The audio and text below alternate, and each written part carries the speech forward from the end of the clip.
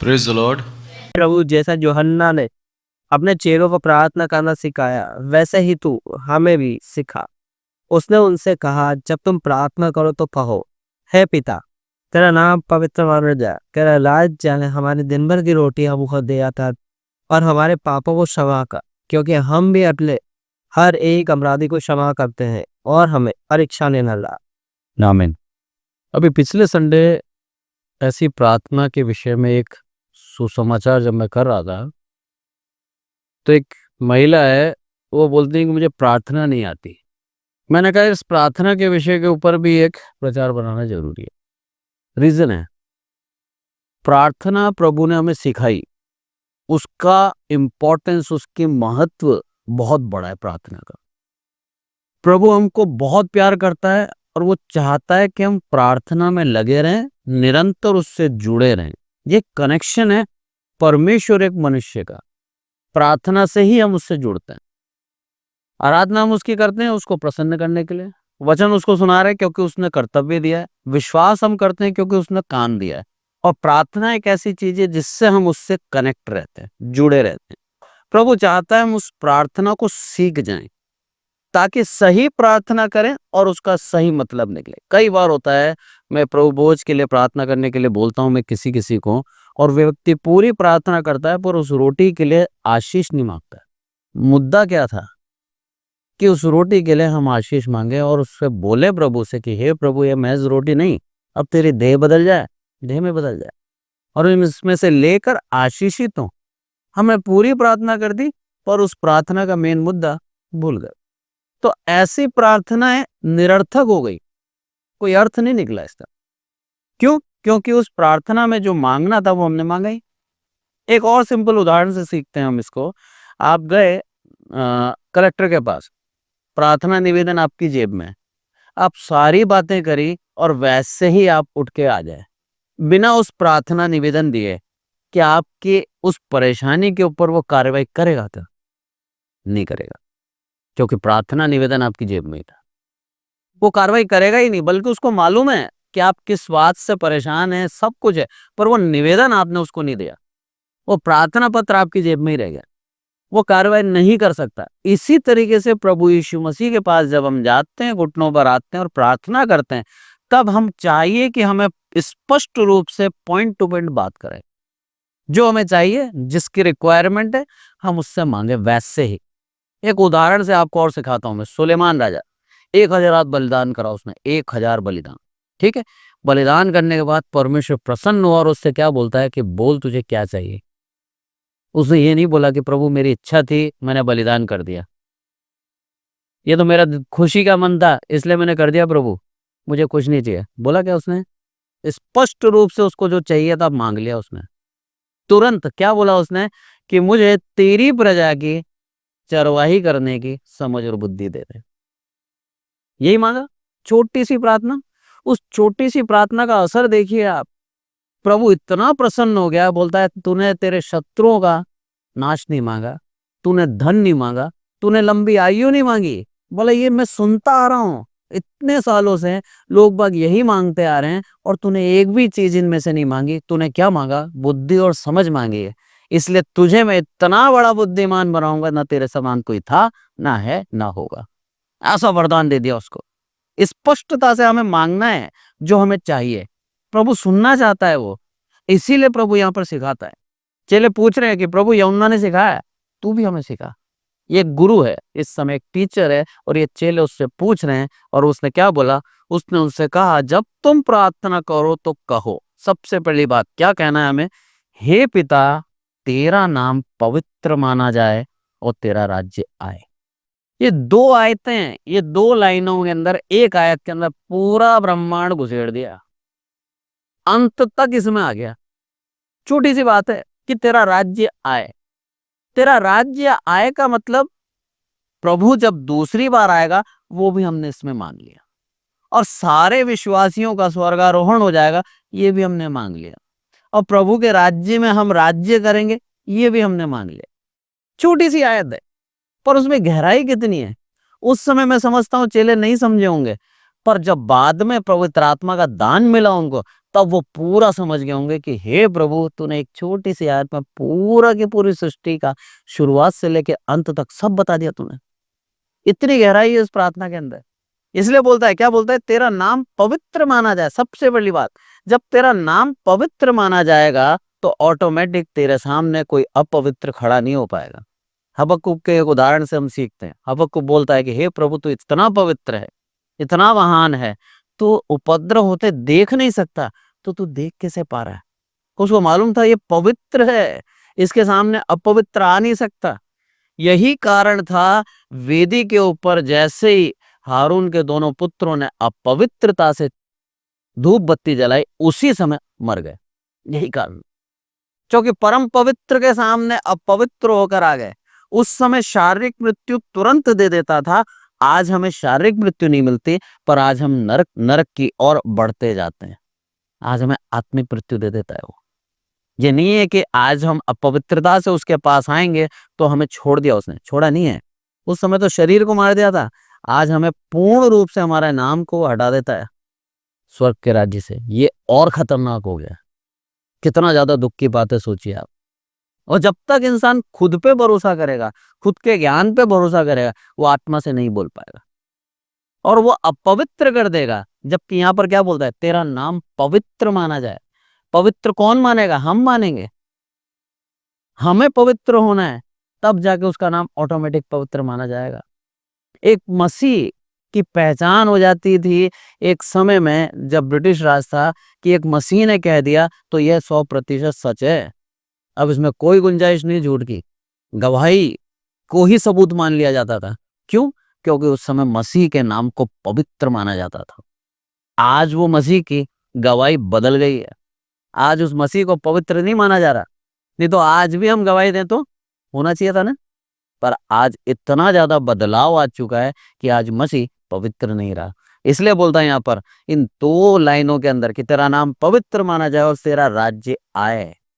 निवेदन कर रहा है वो कि तुम भी निवेदन करो कि तेरा राज्य आए। जब तुम निवेदन करोगे तब उसका राज्य आएगा। क्योंकि वचन क्या कहता है, यदि हम देखें मरकुस के अंदर, तो मरकुस 11 और उसका 24 यदि हम पढ़ते हैं, उसके अंदर लिखा है, इसीलिए मैं तुमसे कहता हूं कि जो कुछ तुम प्रार्थना करके मांगो तो प्रतीति कर लो कि तुम्हें मिल गया और तुम्हारे लिए हो जाएगा। सबसे बड़ी बात कि जो कुछ तुमने मांगा है प्रार्थना से, ये विश्वास कर लो कि तुम्हारी वो प्रार्थना सुन ली गई है और वो मिल गया और तुम्हारे लिए वो हो जाएगा। ये है सबसे बड़ी बात। इसीलिए प्रभु यीशु मसीह यहाँ पर कहता है कि तुम मांगो कि उसका राज्य आए, और ये प्रतीति कर लेना कि परमेश्वर ने सुन ली है और वो पूरी कर देगा। इस तरह से हमें प्रार्थना करनी है। हमारी प्रार्थना से परमेश्वर के महिमा हमारे प्रार्थना में होनी चाहिए। अगर महिमा हो रही है, आपकी प्रार्थना 100% सुनी जाएगी। अगर आप खुद की महिमा चाह रहे हैं, खुद को महान बनाना चाह रहे हैं, खुद के लिए ही आप सब कुछ मानते हैं, तो आपकी प्रार्थना होल्ड पे डाल देता है। वो सुन तो लिया उसने, पर उस सुनने को होल्ड पे डाल देगा, आपको रोक देगा, आपको पूरा नहीं करेगा। वो बोलेगा इसके अंदर सुधार कर, सीख। होल्ड मतलब रोक दी, स्थिर कर दिया आपको, है ना। आगे नहीं बढ़ रही हो प्रार्थना, वहीं की वहीं रुकी हुई है। जैसा कई डिपार्टमेंट में होता है ना, डॉक्यूमेंट कम है साहब, पूरा कर तब पूरी होगी फाइल। इसी तरह से प्रभु हमें सिखाना चाहता है सच्ची धार्मिकता क्या है, सच्ची आराधना क्या है, सच्ची मसीहत क्या है। जब हम सच्ची मसीहत को सीख जाते हैं, तब हमारी प्रार्थना निवेदन ही बदल जाती है। यह है सबसे बड़ी बात। क्या बोलता है वो कि हमारे दिन भर की रोटी हर दिन हमें दिया कर। तीसरी आयत बोलती है, हमारी दिन भर की रोटी तू प्रभु क्या कर, हर दिन हमें दिया कर। मीन्स प्रभु चाहता है हर दिन हम उसके संगति में आए, उससे वो कनेक्शन बनाए, उससे वो प्रार्थना करें। इसीलिए तो बोला हर दिन की रोटी हमें हर दिन दे, यानी कि रोज की रिक्वायरमेंट रोज पूरी कर। प्रभु मैं रोज तेरे पास आऊंगा, रोज निवेदन लेके आऊंगा और तू रोज मेरे निवेदनों को पूरा कर। प्रभु चाहता है हमारी बेसिक नीड भी हम डेली उससे मांगे। जो हमारी आधारभूत चीजें हैं, जिनके बिना हम चल नहीं सकते, वो चीजें भी हम उससे मांगे और प्रभु हमें दे वो। क्योंकि मूसा के समय की बात करूं मैं, तो सारे के सारे लोग चिड़चिड़े हो गए थे कि साहब हमें मीट नहीं मिल रहा खाने को, जब उनको निकाल के लाए थे। तब प्रभु ने क्या बोला, सारी बटेरे छावनी में जाओ, खाओ कितना खाओ। 7 दिन कंटिन्यू खाया, नाक से खून आने लग गया, इतना खाया उन्होंने।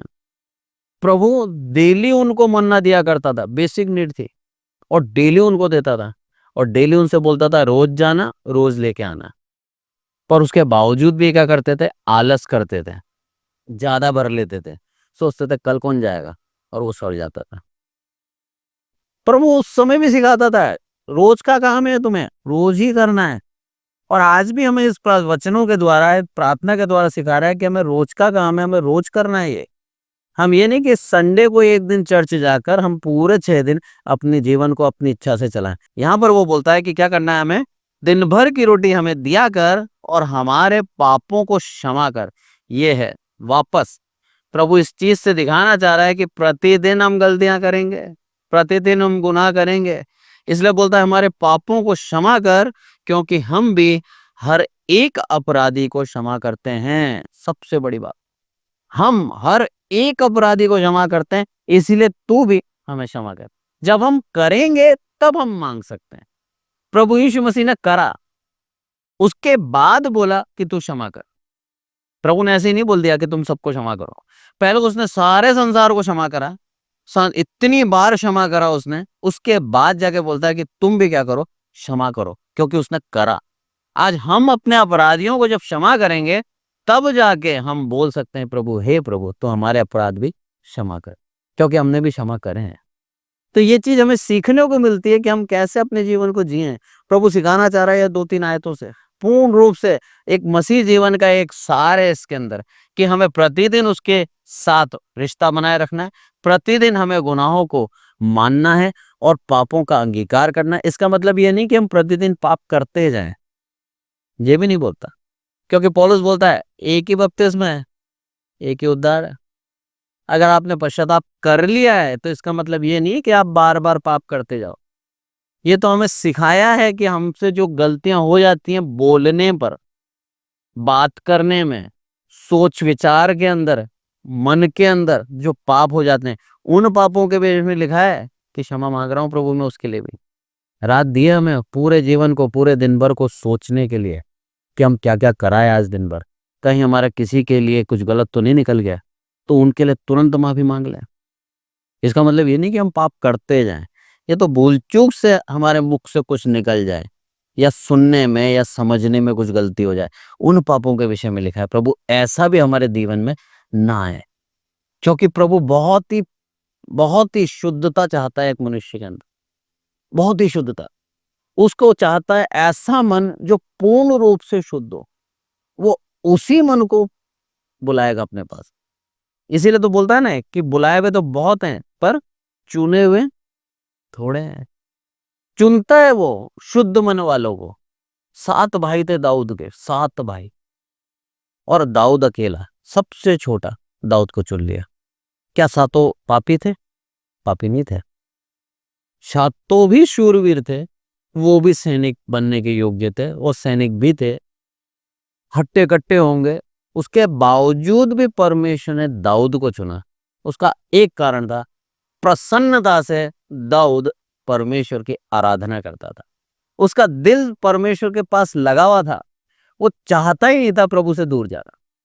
7 बार प्रभु की आराधना उसके मुख से हो रही है, 10 तार वाले बाजे बजाकर, जो उसके पास है इंस्ट्रूमेंट, उससे खुशी के साथ प्रभु की आराधना करता।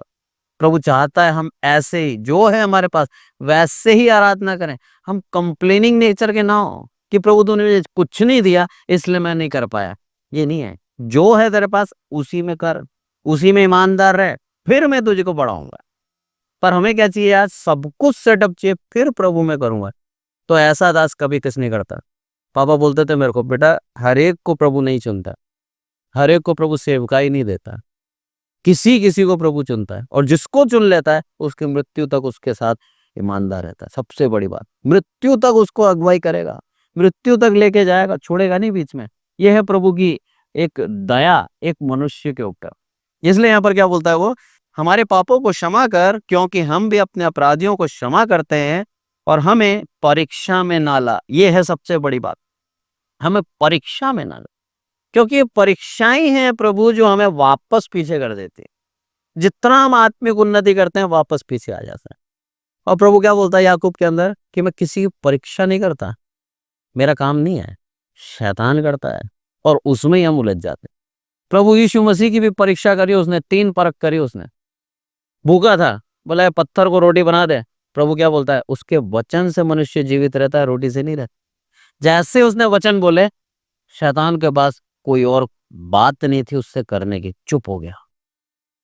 दूसरी बार उसने वचन के थ्रू उसको सोचा कि अब मैं यीशु को फंसा लेता हूं। यानी कि शैतान भी वचन जानता है, हम उसको ट्रिक नहीं कर सकते हैं। उसने भी सुना है, ठीक है। अब आप देखो, उसको ट्रिक कर रहा है शैतान कि कैसे करके मैं फंसा दूं। क्या बोलता है यहां पर, हमें परीक्षा में ना ला। ये है सबसे बड़ी बात, क्योंकि जैसे हम परीक्षा में आ जाते हैं हमारा विश्वास टूट जाता है। थोड़ा सा हम गिर जाते हैं ना तो बहुत मन खेदित होता है। जितना हम सोचते हैं कि प्रभु में बढ़े हैं, शैतान उतना ही हमें गिराता है और निराश करता है, चिढ़ाता है, और कुछ भी नहीं है। शैतान बहुत चालाक है। मेरा YouTube चैनल पे मैं सुसमाचार सुनाता हूँ, उसका मेन उद्देश्य यही है कि जो लोग चर्चेस नहीं जा पा रहे हैं, जो लोग वचन तक नहीं पहुंच पा रहे, वहां तक ये वचन पहुंचे और वो अपने पापों से क्षमा पाकर उद्धार का जीवन जिए। यही है मेरा उद्देश्य, और कोई उद्देश्य नहीं। और शैतान इसी के अंदर बाधा लाता है। कंप्यूटर खराब कर दिया, फिर कंप्यूटर ठीक करा के लाया। उसके बाद सॉफ्टवेयर जिसके अंदर मैं वीडियो एडिट करता था वो सॉफ्टवेयर खराब कर दिया, फिर दोबारा सॉफ्टवेयर डाला। प्रभु चाहता है कि हम आगे बढ़ें और शैतान चाहता है कि खींच तू पीछे, पर खींच नहीं सकता वो। और मैं बता रहा हूं, ऐसी ऐसी समस्याएं बीच बीच में डालता है। क्या बोलता है यहां पर कि प्रार्थना बहुत ही जरूरी है मसीहों के लिए, इंपॉर्टेंट है वो। क्यों इंपॉर्टेंट है? क्योंकि जो हम मांगते हैं प्रभु बोलता है प्रतीति कर लो, वो तुम्हें मिल गया। कितनी बड़ी बात है। पहले एक बार फिलिपियो निकाल लो, फिलिपियो और उसका 4:6, 4:6 पढ़े। किसी भी बात की दुखा मत करो, परंतु हर एक बात में तुम्हारे लिए प्रार्थना और विस्ती के द्वारा धन्यवाद के साथ परमेश्वर के सम्मुख उपस्थित किए गया। आमीन। बोला किसी बात की चिंता मत करो। वचन बोल रहे हैं, क्या बोलता है? परंतु हर एक बात में तुम्हारे निवेदन, प्रार्थना, विनती के द्वारा धन्यवाद के साथ, सबसे बड़ी बात धन्यवाद के साथ कहाँ करना है अपन को? परमेश्वर के सम्मुख उपस्थित किए जाए। ये एक सौभाग्य दिया है हमें कि हम उसके सामने उपस्थित कर सकते हैं हमारे निवेदन को। मोनार्ची नहीं है, डेमोक्रेसी है। सबसे बड़ी बात, अपने निवेदनों को हम उसके पास रख सकते हैं और वो सुनता है। सबसे बड़ी बात, हमारे निवेदनों को सुनता है वो। और क्या चाहता है निवेदनों से? और आप निकालें यूहन्ना और उसका 14 और 13। पहले तो मैं अधिकार दिया, उसके बाद हमसे चाहता क्या है हमारे निवेदन के साथ। जो हाँ, जो कुछ मेरे नाम से मांगोगे वही मैं करूंगा, कि पुत्र के द्वारा पिता की महिमा। आमीन। जो कुछ तुम मांगोगे मेरे नाम से वही मैं करूंगा। कितना सोच समझ कर मांगना है हमें, कि हम ऐसा कुछ ना मांग ले जो हमारे लिए बंदा हो जाए बाद में। कितना सोच समझ के मांगे। यही कारण था प्रभु यीशु मसीह का अपने चेलों को प्रार्थना सिखाने का। यही कारण, उसको मालूम है इसी के द्वारा कनेक्ट रह सकते हो तुम, इसी के द्वारा मैं तुम्हारी सुनूंगा और मैं तुम्हें जवाब दूंगा। यही एक तरीका है। इसलिए सीख जाओ प्रार्थना करना क्या होता है। आज हर एक मसीह को प्रार्थना करना आना चाहिए। और प्रार्थना क्या है? मन के भाव है जो पिता के सामने प्रकट करने, कैसी भी भाषा में, कैसी भी शैली में आप बोल सकते हो। पर उसका सबसे बड़ा एक उसने दिया है, पूरी कब होगी? लिखा है वहां पर, मेरे नाम से मांगते हो तो पूरी होगी। जब हम प्रभु यीशु मसीह के नाम से मांगते हैं कि हे प्रभु पूरी कर, तब वो पूरी होगी। पुराने नियम में एक बहुत ही खतरनाक उदाहरण है आमीन का, बहुत ही खतरनाक। आपको याद हो तो व्यभिचार की जांच करने के विषय में पूरी एक विधि दी है, व्यवस्था विवरण में है शायद, व्यभिचार की जांच। उस औरत ने व्यभिचार किया या नहीं किया, उसको एक कड़वा पानी पिलाया जाता था, ठीक है, वेदी के ऊपर से। और बाद में क्या बोलते हैं उसको कि अब आमीन बोल। सबसे बड़ा शब्द है वो आमीन, कि जो बोला गया है, जो तूने करा है, वो प्रभु पूरा हो। ठीक है, आमीन हम बोल। यदि व्यभिचारिणी है वो, तो उसका पेट फूल जाएगा और उसके जांग सड़ने लगेगी। और यदि व्यभिचारिणी नहीं है तो उसके साथ कुछ नहीं होगा। आमीन शब्द की वैल्यू देखिए आप। अगर वो आमीन बोलती है और व्यभिचारिणी हुई तो उसके साथ ऐसी घटना हो जाएगी जो उसने सोची नहीं है। पर व्यभिचारिणी नहीं है तो बच जाएगी। तो कितना इंपॉर्टेंट है आमीन। हमें हर जगह आमीन भी नहीं करना। उसने क्या मांगा है अपने को नहीं मालूम। हम आमीन बोल रहे हैं और वो पूरा हो गया तो उस शब्द की बहुत अहमियत है। इसीलिए प्रभु बोलता है उस आत्मा को, उस प्रार्थना को सीख जा और फिर आमीन बोल। मेरे नाम से, साफ कहता है, प्रभु यीशु मसीह के नाम से मांगेगा तो पुत्र के द्वारा पिता की महिमा होगी। आज के वचन के द्वारा प्रभु हम सबको आशीषित करे। आइए प्रार्थना।